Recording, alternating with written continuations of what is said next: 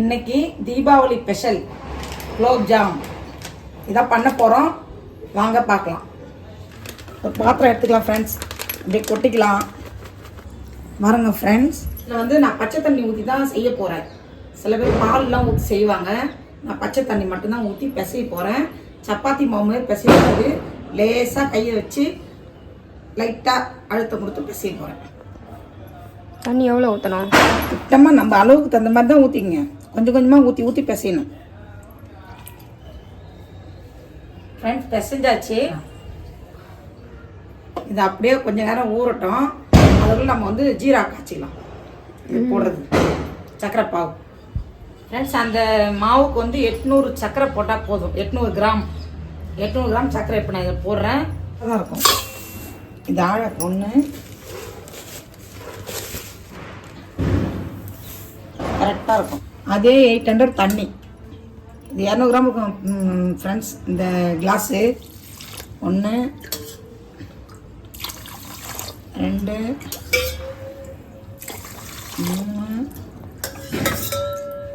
4 friends, இதை தூக்கி இப்போ அடுப்பில் வச்சுக்கலாம். ஃப்ரெண்ட்ஸ், கேசரி பவுட்ரு போட்டுக்கலாம். ஒரு 5 ஏலக்காய் அந்த மாதிரி நசுக்கி போட்டுக்கலாம். பவுட்ரு பண்ணி போட்டுக்கலாம். ஃப்ரெண்ட்ஸ், இப்போ பாருங்கள் கொதிக்குது. இப்போ சிம்மில் போட்டுக்கிறேன். அது வாட்டில் கொதிக்கும். ஃப்ரெண்ட்ஸ், எண்ணெய் கொஞ்சம் அது உருண்டை பிடிக்கும் போது கொஞ்சம் தேய்ச்சி உருண்டை பிடிக்கும் இல்லைங்களா, அதுக்கு எண்ணெய் கொஞ்சம் ஊற்றிக்கலாம் பவுல். போதும்.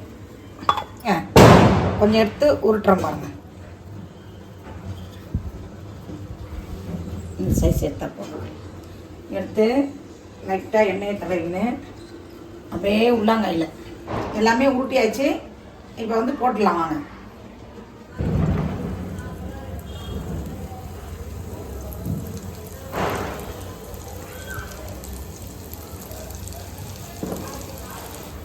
இந்த மாதிரி எவ்வளோ அழகாக வருதுங்க, சூப்பராக.